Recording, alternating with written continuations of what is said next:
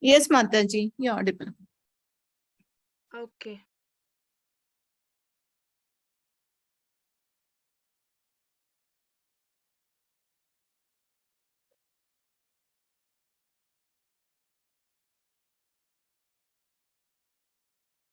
Yes, Mataji, you're audible.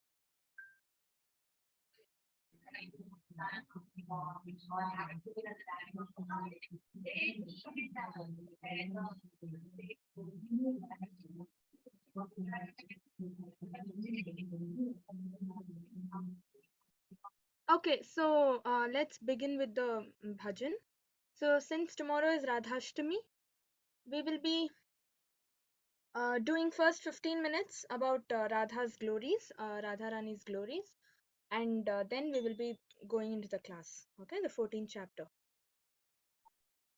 Om Namo Bhagavate Vasudevaya, Om Namo Bhagavate Vasudevaya, Om Namo Bhagavate Vasudevaya. कुमाता काञ्चनाब्जगर्वहारि गौरभा पीतनाञ्चिताब्जगन्धकीर्तिनिन्दितसौरभ पल्लवेशसून सर्ववाञ्छितार्थसाधिका मह्यमात्मपादपद्मदास्य दास्तु राधिका मह्यमात्मपादपद्मदास्य दास्तु राधिका कौरविन्दकान्तिनिन्दिचित्रपत्रसात्विका कृष्णमत्तभृङ्गकेलिफुल्लपुष्पवाटिका कृष्णनित्यसङ्गमार्धपद्मबन्धुराधिका मह्यमात्मपादपद्मदास्य दास्तु राधिका मह्यमात्मपादपद्मदास्य दास्तु राधिका तं कुमार्य सृष्टपल्लवालिकेतनिग्रह चन्द्रचन्दनोत्पलेन्दुसेव्य सीतविग्रह स्वाभिमार्षपल्लवीशकामतापबाधिका मह्यमात्मपादपद्मदास्य दास्तु Radhika मह्यमात्मपादपद्मदास्य दास्तु Radhika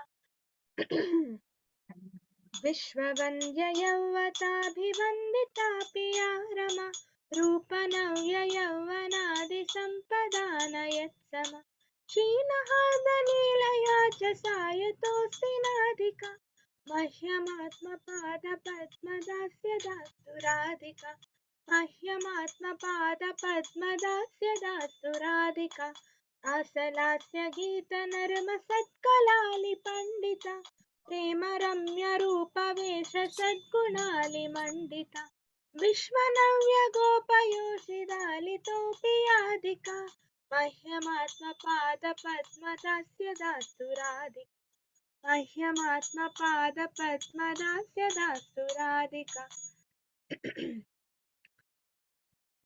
नित्यनव्यरूपकेलि कृष्णभावसम्पदा कृष्णरागबन्धगोपयौवनेषुकम्पदा कृष्णरूपवेशकेलि लग्नसत्समाधिका मह्यमात्मपादपद्मदास्य दास्तु Radhika मह्यमात्मपादपद्मदास्य दास्तु Radhika स्वेदकम्पकान्तकाश्रुगद्गदादिसञ्चिता वर्षहर्षवामतादिभावभूषणान्विता कृष्णनेत्रतोषिरत्नमण्डलालिराधिका मह्यमात्मपादपद्मदास्य दास्तु Radhika मह्यमात्मपादपद्मदास्य दास्तु Radhika रक्षणार्थकृष्णविप्रयोगसन्ततोदिता एकदैन्यचापलादिभाववृन्दमोदिता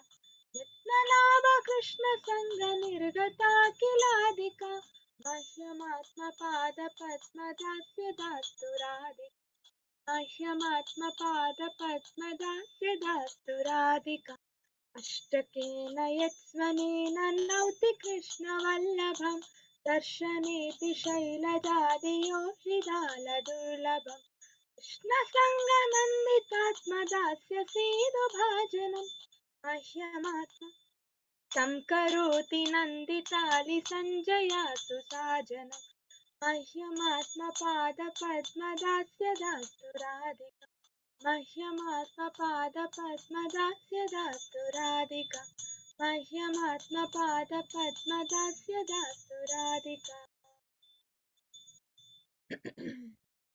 So this is called Radhikashtakam. Okay, so Radhikashtakam are the 8 verses written by Krishnaraj Kaviraj Goswami. Krishnadas Kaviraj Goswami. He is the composer of Chaitanya Charitamrita. He is the disciple of Chaitanya Mahaprabhu, and he's a very famous devotee. I think all of us know his name, Krishnadas Kaviraj Goswami. So he has written this. So this describes the beauty of Radharani, the mercy of Radharani, the position of Radharani, and by singing this, a devotee can easily get the mercy of Radharani. And if she is impressed, Krishna is automatically impressed. Because if she recommends anybody, Krishna blindly accepts her recommendation and accepts that person as the devotee. Okay, so translation. Her splendorous golden complexion steals the pride of the golden lotus flower, anointed with a tinge of red kumkum. Her sweet fragrance mocks the fame of aroma of the lotus flower, sprinkled with saffron powder. She is fully qualified to fulfill all the desires of the son of the king of the cowherd men. May Sri Radhika bestow upon me service of her lotus feet. Her amazing and colorful silken garments make the splendor of red coral feel ashamed. She is a garden of blossoming flowers where the maddened bumblebee named Krishna performs amorous pastimes. She worships the sun god daily, and in order to attain the continual association of her beloved Krishna, may Sri Radhika bestow upon me the service of her own lotus feet. Her charming youthful delicacy negates the fame of the freshly sprouted leaves. Her refreshing form is worthy of being served by the cooling moon, sandalwood paste, lotus flower, and camphor. When she touches the master of the gopis, she dispels the burning heat of his lusty desires. May Sri Radhika bestow upon me the lotus of the service of her own lotus feet. Although the goddess of fortune, Lakshmi Devi, is adored by other youthful goddesses who are themselves glorified throughout the universe, she is still nowhere near Sri Radhika in the matter of beauty, praiseworthy youthfulness, or other divine feminine opulences. There is no one in the material or the spiritual worlds that is superior to Radhika in the expression of naturally loving pastimes. May Sri Radhika bestow upon me the service of her own lotus feet. She is very learned in many transcendental arts, such as performing the rasa dance, singing, joking. She is decorated with many divine qualities, such as loving nature, um, exquisite beauty, and wonderful garments and ornaments. Even among the cowherd damsels of Raja, who are praised by the entire universe, she is the best in every way. May Sri Radhika bestow upon me the service of her own lotus feet. She possesses the opulence of eternal youthful beauty, eternal pastimes, and eternal love for Krishna. Her ecstatic feelings of love for Krishna cause the gopis, who are also in love with Krishna, to tremble. She is always attached to meditating on Sri Krishna's beautiful form, ornaments, garments, and pastimes. May Sri Radhika bestow upon me the service of her own lotus feet. She is graced with 8 ecstatic symptoms, a sattvika bhava, such as trembling, perspiring, standing up on bodily hairs, tears, flattering of the voice, and so forth. She is adorned with different ecstatic emotional ornaments, such as patience, joy, contrariness, and so forth. She is decorated with beautiful jewels that give total delight to the eyes of Krishna. May Sri Radhika bestow upon me the service of her own lotus feet. If she is apart from Krishna, for even for a moment, half a moment, she becomes stricken with wretched suffering, restlessness, and a multitude of other ecstatic symptoms of separation. When she regains the association of Krishna after some effort, then all her anguish immediately vanishes. May Sri Radhika bestow upon me the service of her own lotus feet. It is very difficult for Parvati and other exalted goddesses to attain even a glimpse of Srimati Radharani, who is dear to Lord Krishna. But if someone glorifies her by reciting these 8 verses, then she who is delighted by Krishna's continuous association will grant the sweet nectar of her personal service to that person, who thereby enters the assembly of her similarly delighted girlfriends. Okay, so Radharani is a very, very celebrated, exalted devotee of Lord Krishna. She's the eternal associate of Lord Krishna. So, uh, Krishna is called Madana Mohana, right? But Radha is called Madana Mohana Mohini. What does this mean? It means that Krishna attracts or overtakes the beauty of Cupid, thousands and millions of Cupid. Cupid is very beautiful. Krishna is more beautiful than Cupid. But Radharani is called Madana Mohana Mohini. That means Madana Mohana is Krishna, Mohini is Radha. So Radha is the attractor of such a person who attracts the Cupid's beauty. That means she is the only one who can attract Krishna. She is the only one who can impress Krishna through her beauty. Okay, so and yeah, so glories of Srimati Radharani, because tomorrow is Radhashtami. So tomorrow, since it is Radhashtami, to get her mercy and blessings of Radharani, because if Radha recommends us, Krishna never denies. So it's very important to serve the lotus feet of Radharani. The easiest way and the most important, most effective way is tomorrow take fasting. Okay, we fast till noon, and it's not nirjal fasting. You can always do ekadashi, like ekadashi. You can eat fruits, you can have milk, you can have water. It's just till 12 o'clock in the afternoon. Okay, morning sunrise to 12 o'clock in the afternoon. In afternoon, after 12 o'clock, you can go pray to the Lord. I mean, pray to Radharani, pray to the Lord, recite Shikshashtakam, and then you can break the fast. Okay, you can break the fast with grains, rice, wheat, anything. Okay, but just till 12 o'clock, try to fast. And it's not strict fasting. Like I told, you can always eat fruits, nuts, vegetables, um, and all that. Okay, just refrain from eating grains and beans. Okay. Yeah, so Aradhana is the word derived from Radha. So Aradhana, Radha means what? She is called worshipable. Okay, so she is in fact the best worshipper of Krishna. She signifies worship, and she is the only one who has attained Mahabhav stage. We just saw in the bhajan, right? The symptoms, the ecstatic symptoms of Mahabhav stage is, or Bhava Bhakti stage is trembling, uh, crying, tears flow from your eyes, and then hair on your body stands upon one end. Goosebumps you get all over your body. You cry. You just look at the deity, you cry.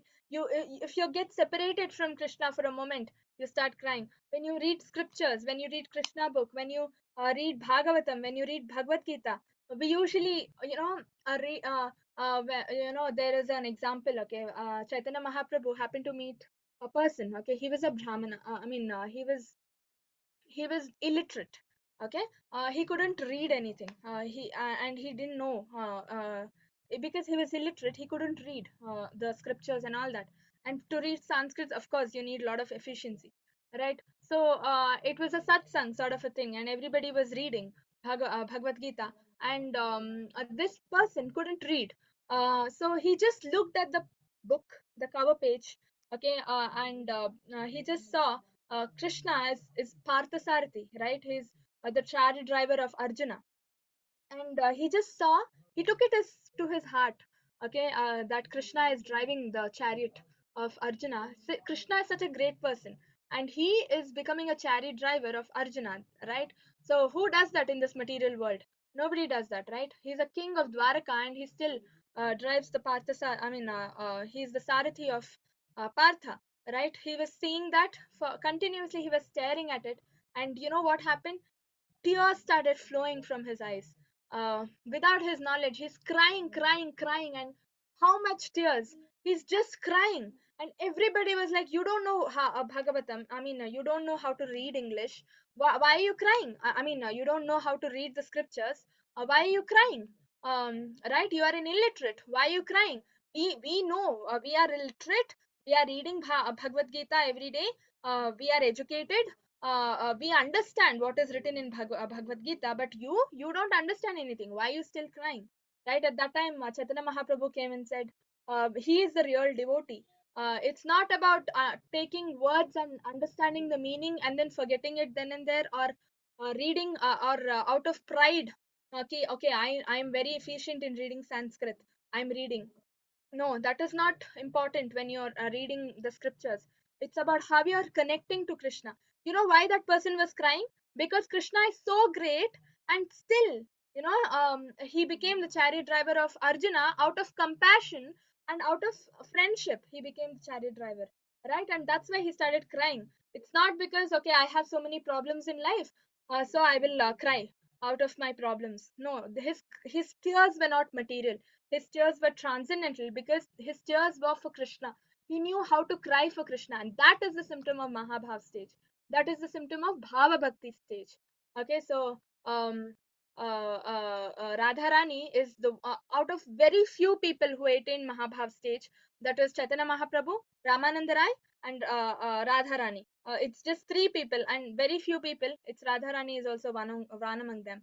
Mahabhav stage means continuously 24 hours you are separated. You can feel the separation from Krishna.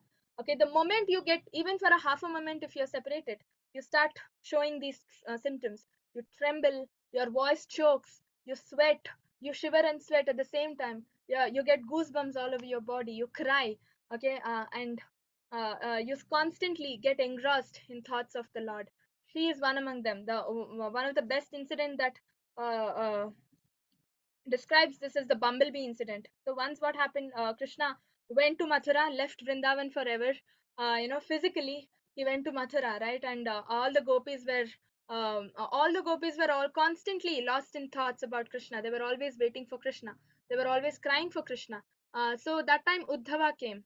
Okay, Uddhava came to give the message from Krishna to all the gopis. So Uddhava went to deliver the message to Radharani, but at that time Radharani was talking to a bumblebee.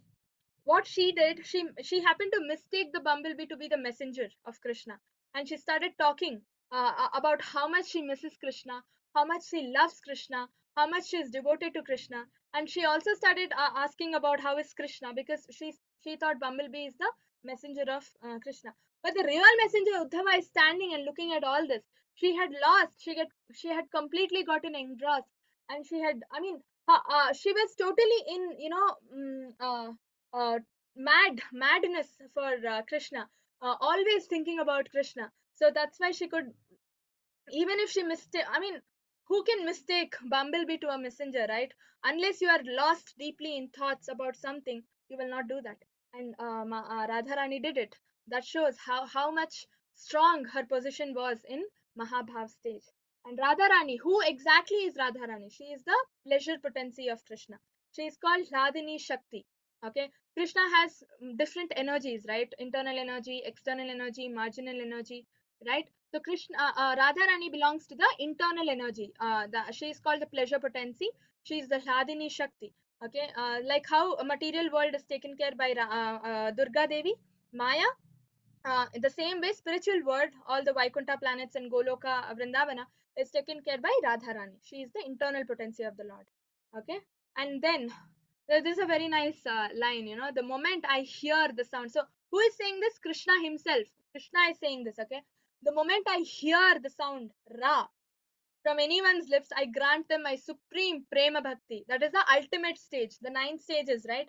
9 stages of devotional service. The last stage is prema bhakti, Krishna prema, and after that there is nothing to attain. Krishna bhakti, Krishna prema is the ultimate. So Krishna is giving that person who says just Ra. You don't even have to say Radha.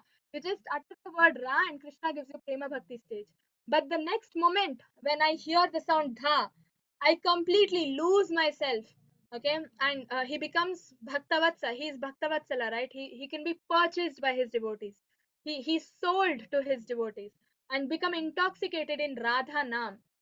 Okay, so he the only thing that gives him joy, pleasure, that's why Radha is the pleasure potency of the Lord, and that's why she's called Madana Mohana Mohini. Okay, Radha Nam, because of my great longing to hear the name of my beloved, I run after devotees who chant Radha Nam, right? So Krishna, now do you understand? To impress Krishna, we have to impress Radha. So that is the shortcut. I mean, that is the way. That is the way to Krishna. That's why we don't call Krishna directly Krishna, right? Any temple you say, it'll be written Radha Govinda, Radha Krishna, right? Radha Madan Mohan, Radha Shamasundar, Radha Damodar, right? It's never directly Radha, or we either say Yashodanandan, right? Radha Vallabha, Gopi Vallabha, Gopika Vallabha, right? Nanda Nandana. We never say Krishna Krishna directly. It's either any through his devotee we approach Krishna. It's always like that. Krishna is always surrounded. Krishna is like a prime minister. Can you directly go and approach prime minister? No, you have to go through his secretary, right? You have to first go to your areas of MLA, proprietor, whoever it is, and then the levels. Finally, you have to catch one of the cabinet ministers of the prime minister, and then reach the PA, personal assistant of the prime minister, and then that PA will connect you to the prime minister. In the same way, it's no different. Okay, so we have to always, and when you, if you disrespect his cabinet ministers, will prime minister be pleased? No, he will be like, my cabinet ministers are my people, you have to respect them, right? So same way, we have to first respect Krishna's devotees and go through them to Krishna. And when Radha recommends, Krishna never denies. So she is the female version of Krishna. Okay, and a lot of people ask, no, why Krishna didn't marry Radha. Radha is the female version of Krishna. She is the Krishna's internal potency. That means she is Krishna herself. I mean, in a female version. Okay, Vishnu's female avatar, female version of Vishnu is Radha. So how can someone marry the how can I marry my own self? I can't, right? How can Krishna marry his own self? Radha is just Krishna's female version. How can he marry, right? She is the eternal associate of Krishna. She is the pleasure potency of Krishna. Krishna is made up of his internal potency. That means Radha Rani can never be separated. She is the eternal consort. Eternally, she is the consort of Krishna. She can never be separated. Okay, so this external bond of marriage and etc. cannot tie them. They are already tied together. Okay, and she is the origin of Lakshmi. She it is the Lakshmi comes emanates from Radha, like how all the Vishnu tattvas emanate from Krishna, right? Krishna, and then Balram's incarnation, right? Sankarshana, and then all the Vishnu tattvas come, Rama, Narasimhadev, and all the Vishnu tattvas come. In the same way, it is Radharani, and then comes Lakshmi, and all the female tattvas, incarnations of, or the Devi tattvas come. Okay, it is through Radharani. So same, what Krishna is as male, Radha is as female. Okay, so yeah, her appearance is very interesting. Anybody knows? uh you can just unmute. Anybody knows about her appearance? You all can unmute, right?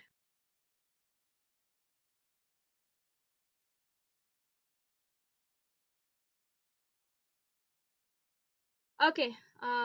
It's very interesting. Okay, so she was born after some time that Krishna was born. Okay, so she was born to Vindhyachal mountains. Okay, so basically it is near Barasana, Vrindavana. Okay, there is a place called Barasana. Okay, where her there is a largely form of Radha, a crawling form of Radha. So in Barasana, so she was that's her childhood place. Okay, so basically Vindhyachala is the mountains where she was born. She was born to Vindhyachala mountains.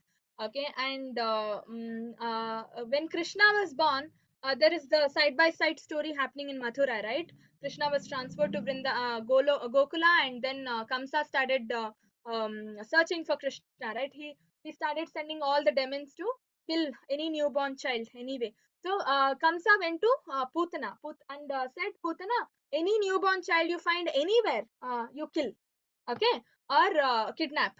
Do something, kidnap and keep somewhere. If it's a girl child, kidnap and keep. Boy child, kill. Okay, so that what happens? He will be safe. Okay, thinking that way. Then Putana went and searched everywhere for newborn kids. So Vindhyachala mountains, there's Radharani, right? So she went, she picked her up, and then she went, and then what happened, she was going, and Radharani, the moment Varasana came, she became heavy. Radharani became heavy. She's a kid, she's a baby. Still she became so heavy, Putana is a big demon, right? She can bear any amount of weight, but Radharani became so heavy that she couldn't bear the weight. Okay, the moment she couldn't bear the weight, she dropped her. Okay, Putana dropped her and Radharani fell down. Where did she fell? On a lotus flower, golden lotus flower. Okay, in a water body there in Barsana, she fell down on a golden lotus flower. And then Rishabhanu came to that place. Now, why did Rishabhanu find Radharani? Because Rishabhanu in his previous birth had meditated. Okay, mm, asking the Lord, his desire was he wanted Lord Vishnu as his daughter, not as son, as daughter. Okay, that's why I said Krishna, I mean Radharani is the female version of Vishnu. Okay, so that's why Rishabhanu found Radharani lying on that lotus flower. He was mesmerized by her cuteness, beauty, and all that. And then finally, he took her home. So that's how Rishabhanu and Kirtida is the mother of Radharani, wife of Rishabhanu. Okay, they started taking care of her. And finally Narad Muni came, and so basically what happened when they found Radharani did not see, I mean cry. Okay, she did not open her mouth and cry, and she did not open her eyes also. So what everybody thought she is blind and dumb. Okay, so they didn't celebrate much. Rishabhanu is the king. Okay, I mean a big authority of that place, Varasana, but still he couldn't celebrate her presence. Okay, why? Because she was blind, and I mean they all thought she was blind and dumb. And then Narad Muni came and told, why are you not celebrating? You've got such a beautiful person. She's Vishnu himself, and why are you not celebrating? And all. Then Rishabhanu was like, okay, fine, we will. And then he arranged for a huge ceremony and all that. He called everybody, and Rishabhanu's friend is Nanda Maharaj. Nanda Maharaj is a very close friend of Rishabhanu. So Nanda Maharaj's family also came. Balram, Krishna, Yashoda, Rohini, and all that. All of them came. And Radharani was lying on the cradle at home, and Krishna crawled and went to Radharani. Okay, and then near Radharani he went. The moment he went, she could smell the fragrance of Krishna's body. Okay, Krishna is the Lord, right? He's the transcendental. He has the transcendental body. So obviously he doesn't need perfume and all. He's eternally he has attractive fragrance. So she could smell, and she opened her eyes. She saw Krishna. Okay, so and then Krishna smiled at her, and he started smiling, laughing. So she started crying looking at Krishna's smile. She started crying, so she opened her mouth wide and she started crying. Then everybody came running, and they were like, okay, my child is not blind, she's not dumb. Okay, that means what? She wanted to first see Krishna. That's why she was that austerity was there. She was closing her eyes. She did not want to see anything, and she wanted to first utter, after seeing Krishna only she wanted to open her mouth as well. That's why she was blind and dumb so far, and then when Krishna came, she opened her mouth and she started crying as well. Okay, and then that's how it is. She was waiting for Krishna basically. So that means her birth's intention, the why she was here to perform with Krishna, I mean the pastimes. She had dedicated herself, her life for Krishna. This very small incident proves it. Okay, her austerity. That too when she was a kid. She was a baby. She was not even a toddler. Okay, and then cooking expertise. Radharani is, oh my God, she's a terrific cook. Okay, she cooks so well, and in modern days, just devotees joke. If we just get 50% of, I mean 1% of Radharani's cooking expertise, no, today we will become a great cook. So Radharani used to cook so well. She used to cook so many dishes. So tasty it was. Okay, and that's why, because she used to cook so well and so many dishes, Yashoda Mata used to ask Radharani to cook, and every day to cook and feed Krishna. Okay, so Krishna used to eat all the dishes cooked by Radharani, and he would be like, wow, this is beautiful, this is so tasty, this is so yummy. Okay, so Radharani is very, very well known for cooking. And it is said that if you also, while cooking, cook with an intention that it is bhog, I want to cook and impress Krishna, I want to feed this to Krishna, and that's why I'm cooking. Your recipes, no, whatever you're cooking, they become very tasty. Okay, because you're cooking for Krishna. Radharani also cooked with the same intention. She didn't want to cook because she wanted to eat, or she didn't want to cook because her friends or others in Vrindavan wanted to eat. She cooked with the intention that Krishna should eat this and get satisfied. When you do anything for Krishna, your work turns out to be very, very beautiful, and it becomes a grand success. Okay, so that's the secret.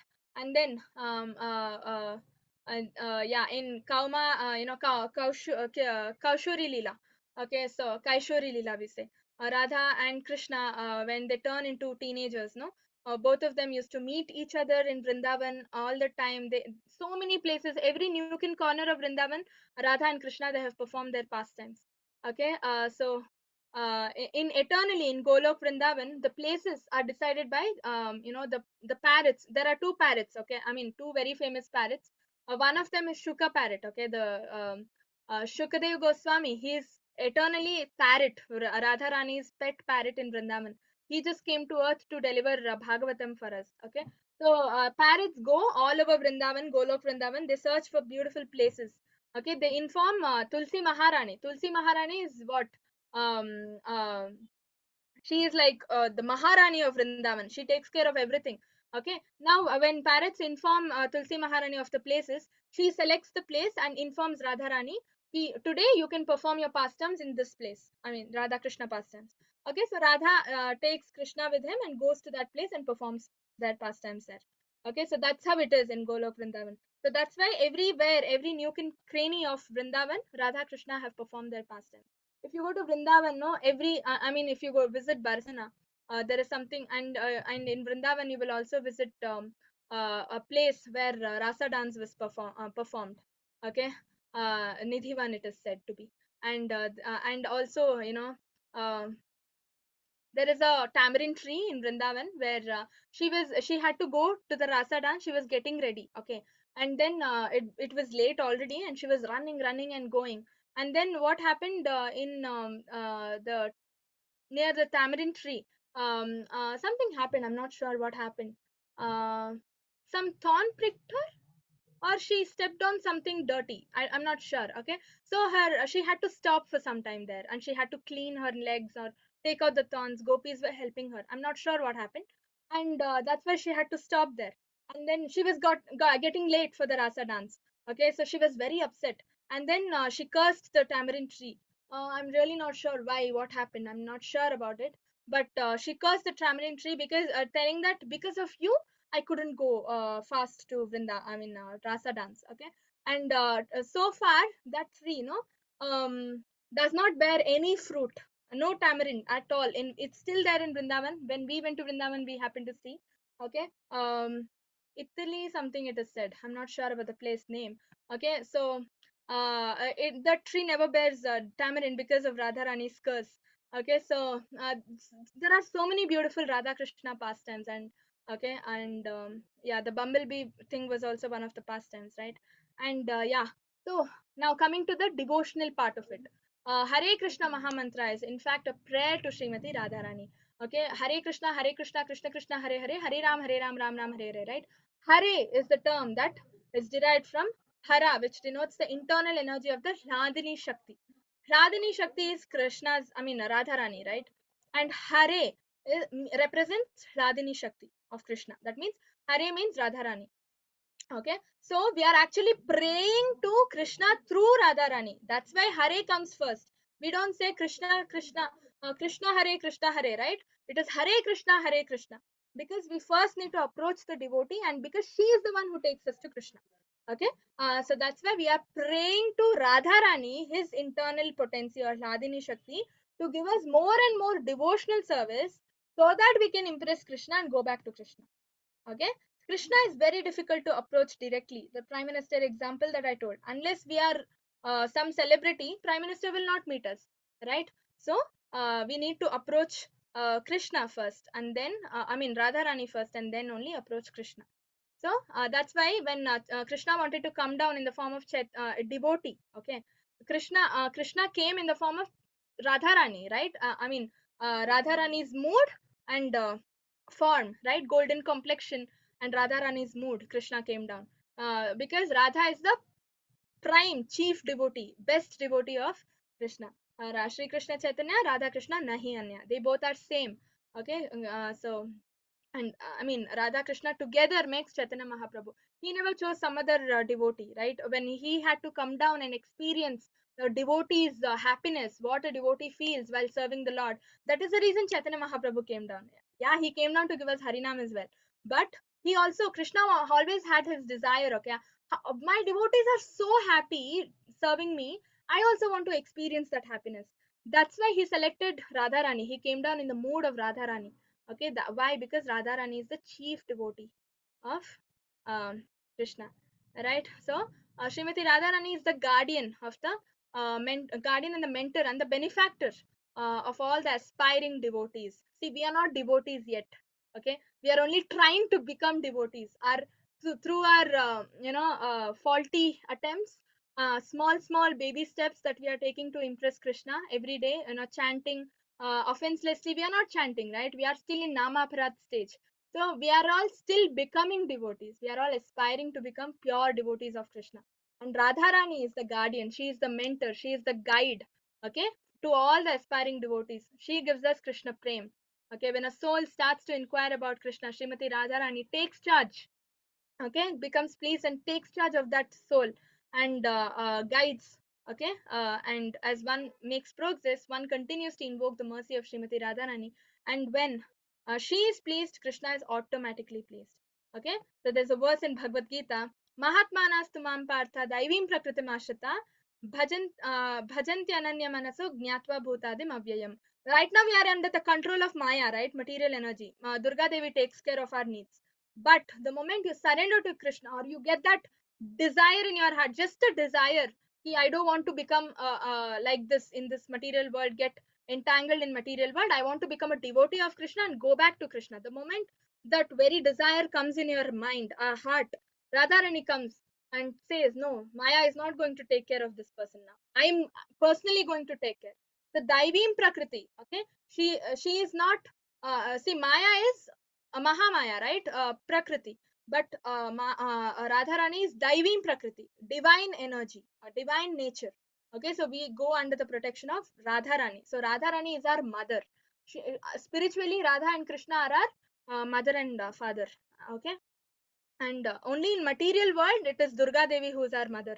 Okay, and Shiva will be our father. But spiritual world, it is Radha and Krishna who are our eternal mother and father. Okay, so let's begin. So this I wanted to tell you because tomorrow is Radhashtami, and I want all of you to take up the fasting. It's very easy fasting. I mean, I'm sure all of us can fast till 12 o'clock, right? Sometimes, many times, there are instances where we skip breakfast, right, and go to office and college and all without skipping break. I mean, without eating breakfast. So, and we finally eat during lunch break in office and all that. So if that is possible, this is also possible. So I just wanted to tell you the glories of Radha, because unless and until we surrender to Radha, our mother, it's impossible, because Krishna will not even look at us. Who are we, right? What qualification do we have? We are least qualified, right?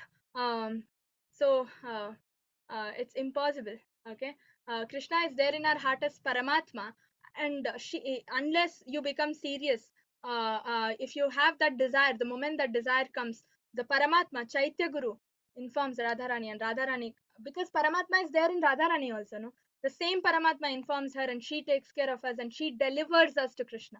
Okay, and when Krishna, when Radha takes charge of us and says, Krishna, this person, accept this person as a devotee, he will never deny. However bad that person is, he will not deny, because Radha is recommending. Okay, so chant Radhashtakam, Radhikashtakam tomorrow, and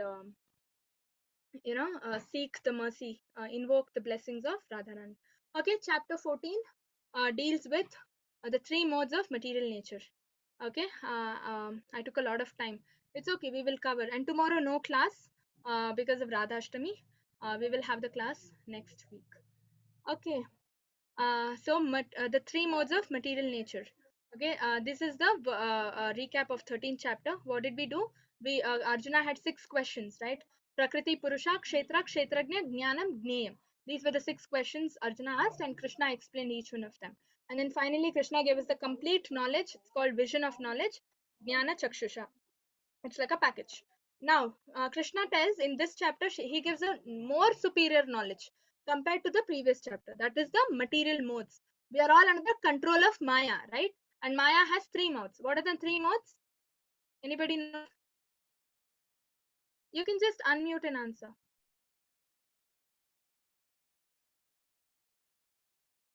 Yes, Priyanka Mataji. Yeah, Mataji, mode of ignorance, mode of goodness, and mode of passion. Yes. Okay, Sattva, Rajo, Tamo. Goodness, passion and ignorance. Okay, so first section will be dealing with so totally 27 shlokas, short chapter. So first section, first to fourth shloka, liberation and conditioning of the living entity. Okay, how are we conditioned and how can we get liberated? Okay, and then description, next part of it, description of the binding of the pure soul by three modes. We are conditioned, right? Ignorance is we are totally, we forget Krishna. That means we are so strongly held up by the mode of material nature, we are not able to come out of it. Why? Description of it. Okay, and then recognizing the supremacy, a mode, the supremacy, a mode within a person. Okay, and then action and death, actions and death within the modes, and then transcending the modes. How to transcend the modes so that we can go back to Krishna. That is the last section. Okay, this is the recap of yesterday. I mean, 13th chapter. Okay, Jnana Chakshusha.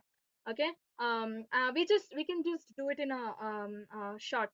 Do it in short. Okay, so basically, the Kshetrajna, everything we saw, right? Kshetra is the field. The body. Kshetrajna is the knower of the body. There are two knowers. One is the living entity, and then the super soul. Okay, and then the living entity comes in contact with the material nature, and then activities happen, and then living entity is responsible for the reactions of the activities. Material nature facilitates the activity karma to happen, right? The moment living entity by nature is Sachidananda. The moment living entity comes in contact with the material nature, that's when the living entity gets contaminated by the modes of material nature. Okay, and yeah, but actually after the destruction of the body, the soul and the super soul both exist. They're ever existing, eternal, right? And they go on eternally in various janmas. They keep going and taking form in moving and non-moving forms. Okay, so because of the desire, this whole, why do we take birth again and again? Because of the material desire that we have at the time of death. Okay, we want money. If you want money at the time of death, if you think of money and die, next birth you will be born as a millionaire. Okay, and do what? You will not get Krishna, right? So many millionaires today, they have so much money but they don't have happiness, right? Politicians, they are struggling to hide all their black money. And finally they go to they are punished for all their criminal activities. So the more the money you have and you use it in ignorance, Lakshmi is supposed to be used in Krishna seva. Okay, if you're not using Lakshmi in Krishna seva, using it for your own sense gratification, she becomes Daridra Lakshmi, and she becomes you will suffer for it. Okay, ultimately you will suffer. Lakshmi will not give you any happiness. So these desires are the one that is the cause of our janmas and janmas.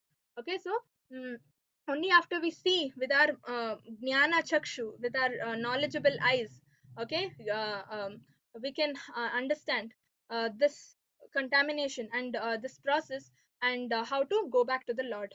Okay, with our material eyes we will not understand. With our material eyes we will see only the material body. Okay, with only with our jnana chakshu, understanding this chapter, and then if you your whole if you look at life, your whole perspective changes, because you will understand the fact that you are not the body, you are the soul. Okay, first section of the 14th chapter, liberation and conditioning of the living entity. Okay, Sri Bhagavan Uvacha Param Bhuya Pravakshyami Jnananam Jnanamuttamam Yajñatva Munaya Sarve Param Siddhim Ito Gataha. Okay, so this is the first text of 14th chapter. So before we proceed, we will do the Mangalacharan. Okay. ओम अज्ञानतिमिरान्धस्य ज्ञानाञ्जनाशलाकया चक्षुन्मिलितं येन तस्मै श्रीगुरवे नमः। नमः ॐ विष्णुपादाय कृष्णप्रेष्ठाय भूतले श्रीमते भक्तिवेदान्तस्वामिनिति नामिने। नमस्ते सारस्वती देवे गौरवाणी प्रचारिणे निर्विशेष शून्यवादी पाश्चात्यदेशतारिणे। जय श्री कृष्ण चैतन्य प्रभु नित्यानंद श्री अद्वैत गदाधर श्रीवासादि गौर भक्त वृंदा। हरे कृष्णा कृष्ण कृष्ण हरे हरे, हरे Ram Ram Ram Hare Hare. Okay, so what is Krishna saying here? Shri Bhagavan Uvacha, again I should declare to you the supreme wisdom, the best of all knowledge, knowing which all sages have attained the supreme perfection. So yesterday, 13th chapter, previous chapter, whatever knowledge we learned, it is knowledge. Yes, it is transcendental knowledge. Okay, but Krishna is telling this is superior to that. Okay, a little more higher level knowledge. If you know this, if you understand this knowledge, 14th chapter knowledge, you can directly attain perfection and go back to, you can get liberated. You can go back to Krishna easily. And that is what Krishna is giving proofs. All the saints, saintly persons have done this before. Okay. So in 13th chapter, we learn that through knowledge, freedom from material entanglement. If you understand, through that means what? Through Jnana Yoga, we can reach the Lord. Understanding this transcendental knowledge, we understand Krishna as the supreme, we surrender to him, we come out of all the ignorance, and that way we can come out of the material entanglement and reach the Lord. Right? Now, in 14th chapter, material world is more in depth discussed, as in the three modes governing the material nature. Okay. So the Supreme Lord explains what the modes are, how they act upon us, how they bind us, and how they give liberation. So understand one thing, they act upon us, they bind us, at the same time they give us liberation as well. Okay, so you should know how to, you know, use the material nature, you know, how to use or how to use the Maya around you, so that you can get liberation from it. Durga Devi is ready to release us. She's like a jailer. We are all in jail of this earth. She's like a jailer. Okay. If you are serious, she will release you. Why will she keep you? Right? She's ready. That's why she's ready to liberate us from this material world. We should know how to take liberation. So Krishna explains that in this chapter. Okay. Krishna gives us the knowledge, superior knowledge given so far. And then he also helps us how to transfer ourselves to the spiritual world. That's why last section deals with transcendence, how to transcend the three modes and go to Krishna. Okay. Idam jnanam upashritya mama sadharmyam agatah sarge api napajayanti pralayana vyatanticha. Okay, what is he saying? By becoming fixed in this knowledge, one can attain the transcendental nature like my own. Thus established, one is not born at any time of creation or disturbed in the dissolution. Like you see in the picture, this is called moksha. When you go back to the Lord, you go back to Vaikuntha or Golok Vrindavan according to our desires and according to our level of devotion. Okay. And Vaikuntha and Golok Vrindavan both are same. You go there, you will not come back. Okay. It's all just Krishna Seva. You get Sevananda and it is spiritual. Okay. You will not, there is no doubt of coming down, coming back. So in short, what is he saying? Knowing this particular knowledge gives us liberation. We can attain the highest perfection. Okay. Highest stage of perfection, that is going back to Vaikuntha, not coming back over here. Okay. Like you see in the picture, Durga Devi, she is the preceding deity of the material nature, right? So she is controlled by Krishna. Okay, Krishna instructs her and she acts upon the instruction. Who is Durga Devi? Maya Devi, right? Subhadra. Subhadra is the sister of Krishna. So younger sister, definitely she will listen to Krishna. Okay, and so Krishna is the supreme. And then on acquiring transcendental knowledge, one attains qualitative equality with the supreme personality of Godhead.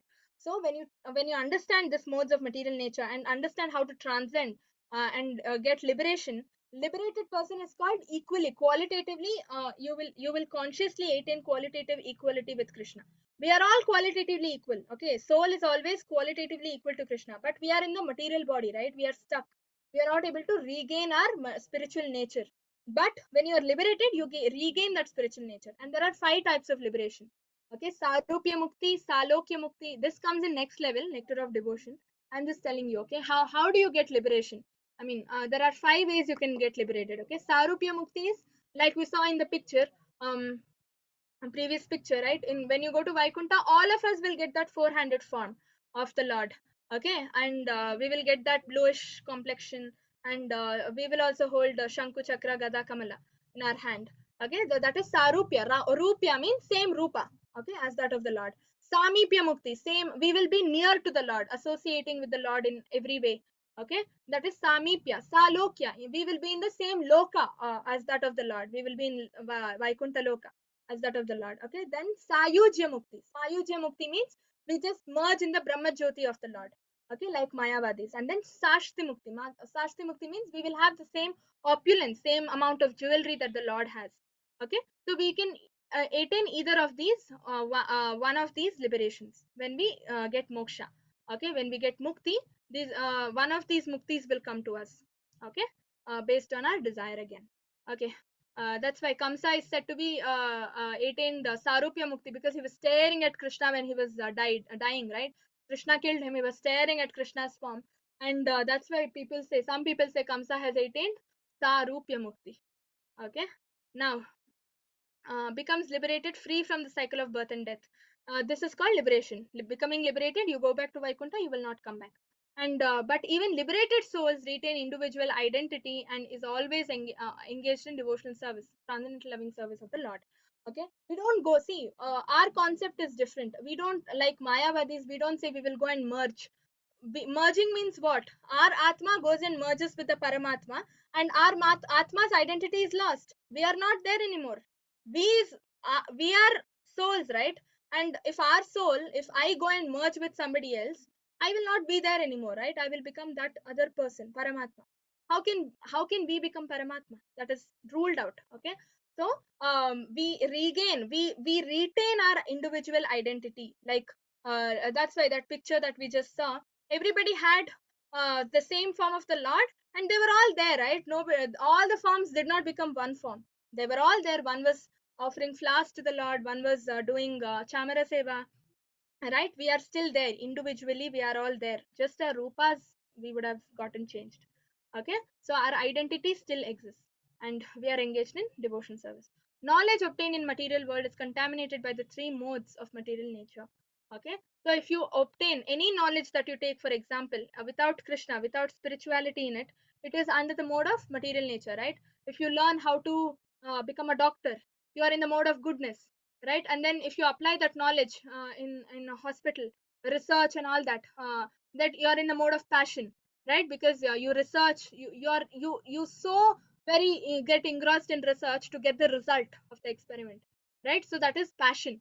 And then if you learn how to how to kill a person, that means that knowledge is in the mode of ignorance, something bad, right? So that way, knowledge in this material world, anything you take, it is in the mode of goodness, passion, or ignorance. Okay, only when it comes to spirituality, when Krishna is involved in it, that knowledge becomes spiritual. It becomes purified. Okay, so knowledge not contaminated by the three modes of material nature is the transcendental knowledge, which I just said. Okay, if you bring in Krishna, it becomes transcendental. And in transcendental knowledge, one is of the same platform as that of the Lord. Okay, because our intentions match. Krishna also wants you to serve him, you also want to serve the Lord. When our intentions match, we are on the same platform with the Lord. Okay, the ignorant spiritual world lacks the variety of material world. See, spiritual world has more varieties than material world. Okay, because everything in the spiritual world has a form and has life in it. Trees, they are called kalpa vrukshas. Whatever you go ask the trees, they give you tree. Okay, and all the buildings, they are made of touchstone. Okay, touchstone means what? You just go touch and it becomes gold. You use that touchstone to touch anything else, that object becomes gold. Okay, so everything has life, and so many varieties, so many different flowers are there, so many different fruits are there. It's not available in material world, and so many of them are there. Surbhikas lakhs, Lakshmi lakhs, Sahasra, Lakshmi Sahasra ko. So many people, so many Lakshmis, in the form of gopis, serve the Lord in Golok Vrindavan. So there is more variety in Golok Vrindavan and spiritual world than in the material world. Okay, but ignorant fail to understand this. Okay, and then spiritual atmosphere is absolutely uncontaminated, it's pure. And to obtain this knowledge, one must develop spiritual qualities by which he is not affected by the creation or destruction in the material world. So this we will see in last section of the chapter. Okay, now mama yonir mahad brahma tasmin garbham dadhamyaham sambhava sarvabhutanam tato bhavati bharata. So the total material substance called Brahman is the source of birth, and it is that Brahman that I impregnate, making possible the births of all the living beings, O son of Bharata. Okay, now in last class we learnt about the union of Prakriti and Purusha, right? Can anybody tell me what it is? Just a line, just one line or one word also you can say, whatever you know about it. What is Prakriti and Purusha union? Like what did Krishna explain about it? Anybody? No? So easy. 13th chapter. So Prakriti is the material world, the material nature.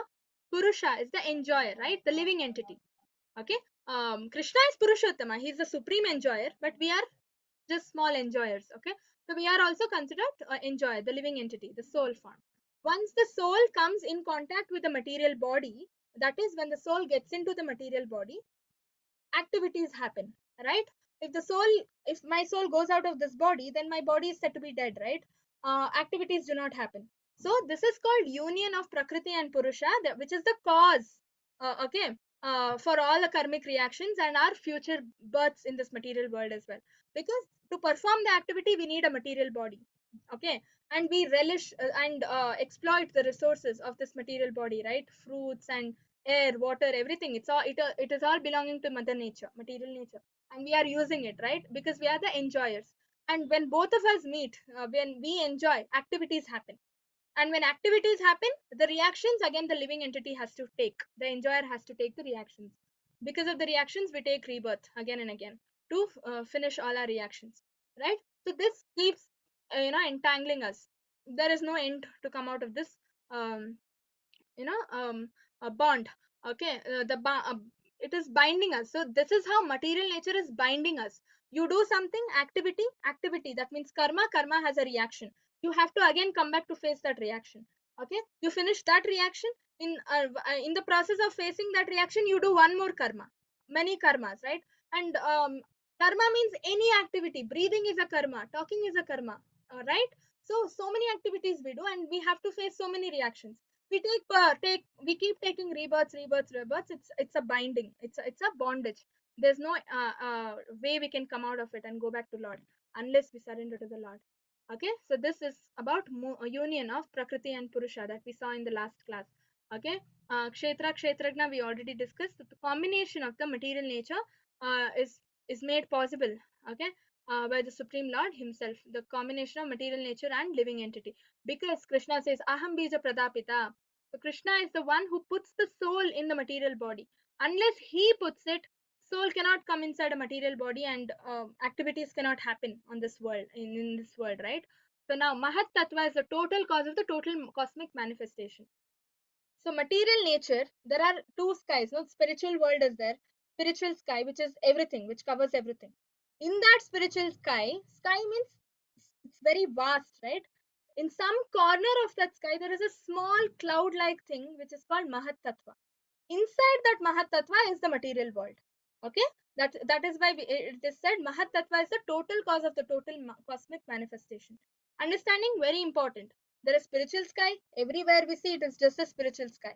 Okay, material world is just a little part of the spiritual sky in the form of Mahat Tattva. Mahat Tattva is like a cloud in the sky, in the spiritual sky. In some corner there is a Mahat Tattva, that is a cloud.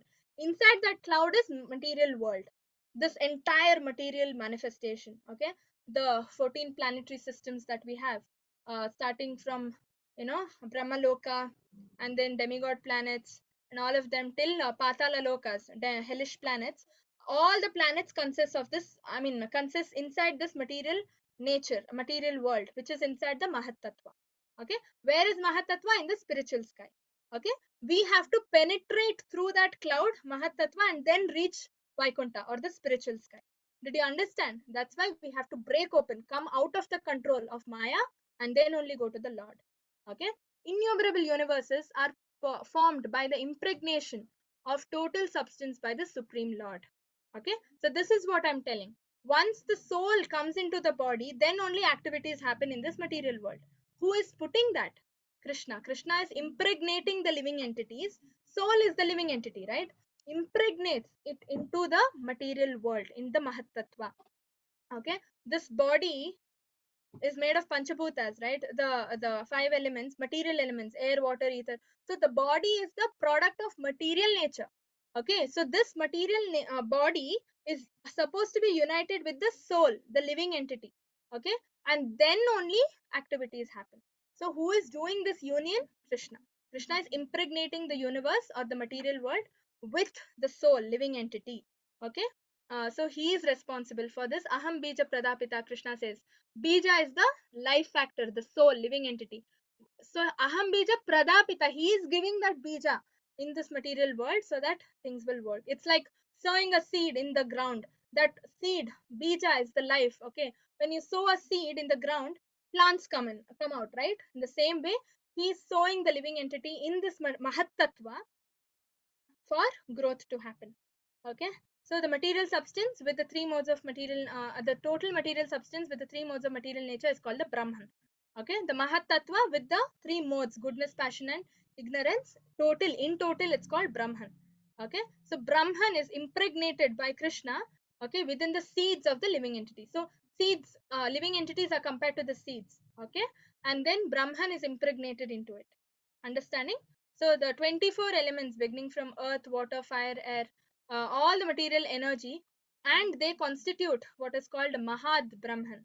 Okay, the great Brahman or the material nature. 24 elements are there in total. They include a lot of things. Okay, the 5 elements of material nature, that is air, water, fire, ether, and all that. Okay, then the 5 senses, then the 5 sense objects, then the mind, intelligence, right? All of these together form the 24 elements. Okay, and that constitutes the material nature.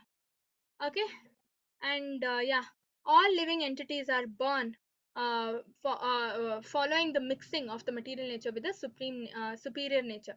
This superior nature is living entities.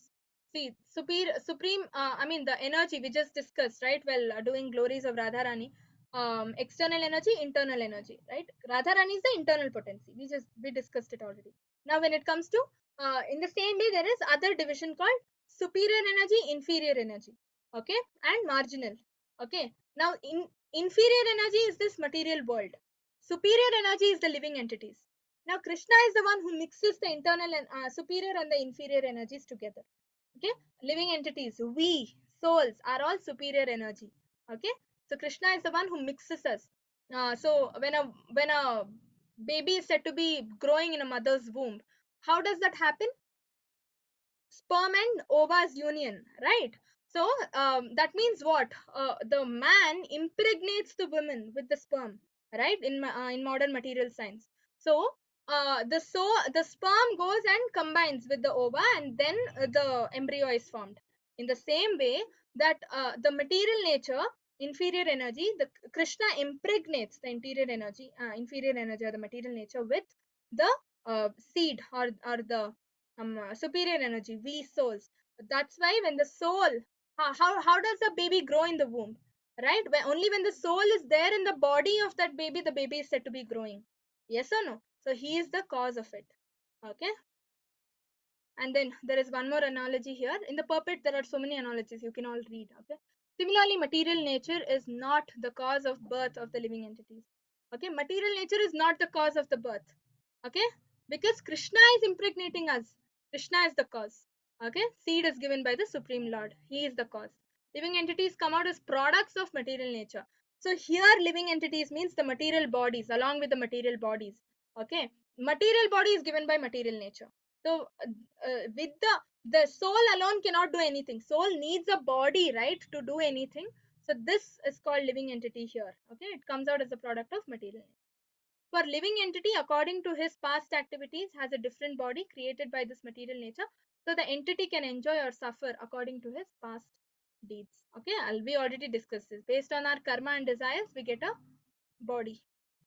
Krishna gives you, not just based on what you think last minute. Okay, people say, no, very clever. While I'm dying, I will think about Krishna so that I will attain mukti. To think about Krishna, you need that karma, right? That karma strength. If you have so many bad reactions in your account, you think Krishna will let you think about Krishna? Definitely not. Yeah, so Sarva Yonisha Kaunteya Murtaya Sambhavantiya Tasham Brahma Mahadionir Aham Bija Pratapita. So it should be understood that all species of life, O son of Kunti, are made possible by birth in this material nature, and that I am the seed giving father. We already saw this. Right? The Supreme Lord is the original father of all the living entities. We are all emanating from him. Even Brahma is emanating from him. So the living entities are products of the material nature and the spiritual nature. Okay. Living entities as in the living entity with the body, the material bodies that we've got, no? So we people or all the living beings in this material world are the products of both material nature and spiritual nature, because Krishna combines, right? Now such living entities are not only seen on this planet but on every planet. Okay, even in Brahmaloka people are there. Okay, but differently. Demigods, in demigod planets people are different, right? They don't age soon. They are all ever young, their lifespans are more. Like that, in different planets people have different natures. And in earth this is how it is. We live only for 100 years. Okay, so there are different within the earth, water and fire, there are multiple planets located. Okay, and I mean the living entities located. And then all these appearances are due to the mother, the material nature and Krishna's seed giving process. Conclusion: the material world is impregnated with living entities that come out in various forms at the time of creation according to their past deeds. Karma reactions. Okay. Now, it should be understood that all species of life, okay, he is the seed giving father. So now there are 84 lakh species in this material world. Okay, our first Janma. So this is how the evolution happens. Okay, first the material, the soul is given a aquatic animal body, aquatic organisms body. Okay, fish, whale, octopus, shark, right? This is the lowest form. How do we differentiate? How do we classify this? Anybody knows why aquatics are considered the lowest? Why is aquatic animals considered the lowest and human beings considered the highest? Just guess. Anybody knows? Yes, Priyanka Mataji. Yes, Mataji. Because it's a small area, they can't like see much thing. Hmm. That means their intelligence is low, right? The consciousness. They have less intelligence compared, because human beings have higher intelligence. Okay, based on the intelligence and consciousness, we are divided like this. Okay, aquatics are considered the lowest consciousness, and then comes plants, and then insects, butterflies and all that. After that, reptiles. Okay, crocodiles, snake and all that. And then birds, then beasts. Okay, beasts are what? Lion, dog, cow, monkey, gorilla, and then it is human beings. Human beings are considered highest because of the intelligence level. Okay, their brain functioning. Okay, so first this is how we evolve. Okay, in case we fall down from human life, we've done a lot of bad things, bad karma, and we fall down. After this janma, we are put into, according to our karma we are given the janma. Okay, we've done lot of bad things, we are given the lowest, that is aquatics. We need to start. Okay, we need to finish all the janmas, all the organisms of the aquatic, then we get the next plants, and then next, okay, insects and all that. So we have to finish this way. 84 lakh species we have to finish, all every species we have to take birth in, and then we will get human form. Okay, then again if you misuse that human form, again 84 lakh species, we are just wasting time, right? We have a lot of things to do. We have to go to Golok Vrindavan. We have to offer devotional service there. Forgetting all that, what are we doing? We are just roaming in this material world, right? In this body, that body, this body, that body. So, um, it's better we always, engage ourselves in devotional service according to our capacity. Okay, not, I'm not saying okay, from today you should all chant 16 rounds. No, start slowly. Okay, I will be taking another 10 minutes and then I will be winding up. Okay, so um yeah, so slowly start with one round, and then 2 rounds, 3 rounds, 4 rounds, then slowly we can reach 16 rounds. Okay, it's very easy. And level 3 is coming up, right? We just have another 3 weeks of class. After that, we have level 3. For level 3, 14, 4 rounds. Okay, that is the only criteria. Just submit, do all your quizzes, get the certificate, submit it, and then chant for 4 rounds. That is the only criteria, no other criteria. Okay, very easy, right? You just chant 4 rounds and you can go to level 3, and there you will be learning nectar of devotion, nectar of instruction, uh, Ishopanishad, so many scriptures where you learn more about bhakti and you get nearer and nearer to the Lord. I mean, it's a wonderful opportunity. If you have to do it outside, it takes a lot of time and effort. Here online, Namanishta Prabhuji has given you all the opportunity. Fingertips, you have your class, right? So don't lose this opportunity.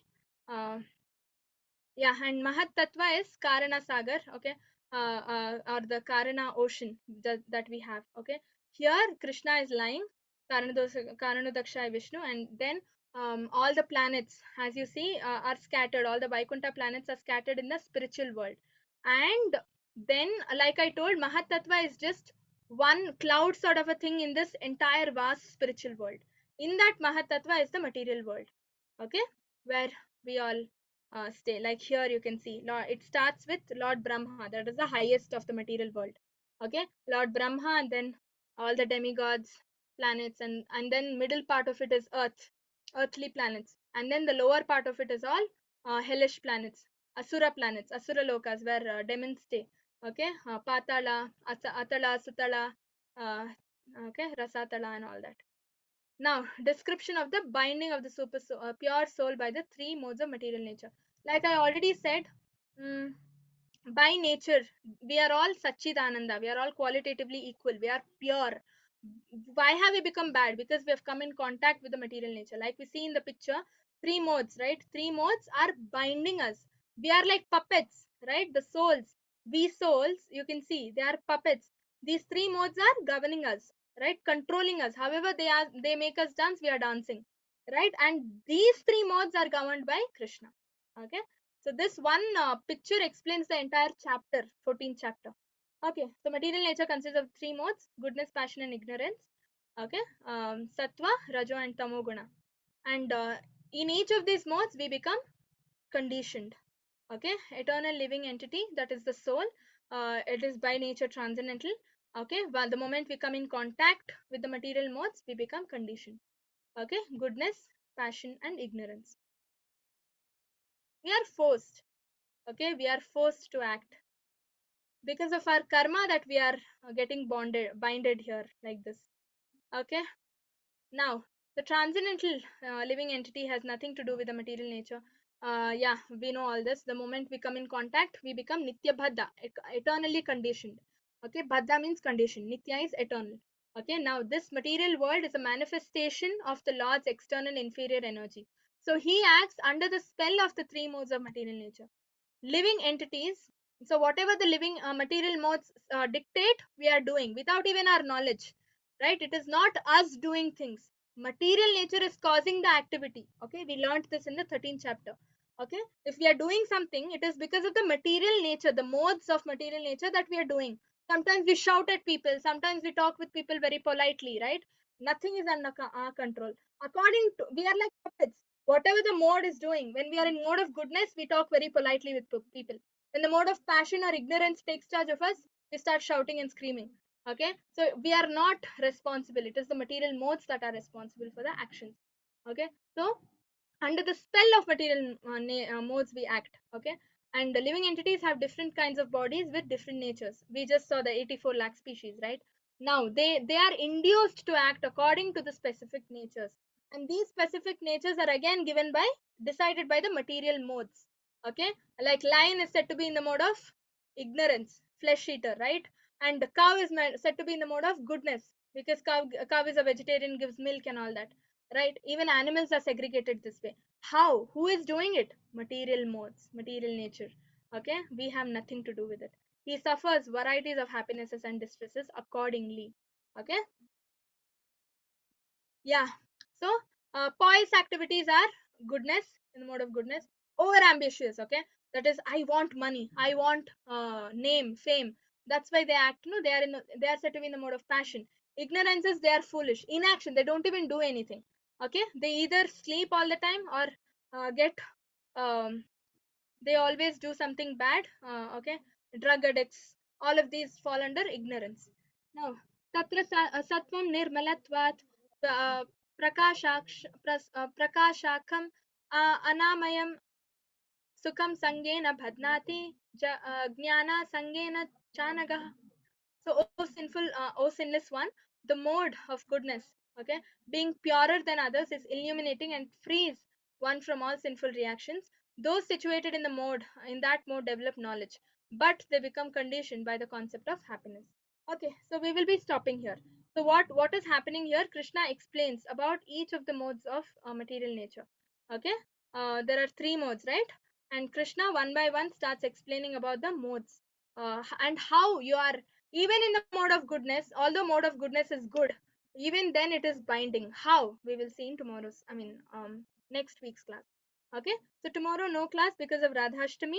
So far, any doubts, any questions? You can raise your hand.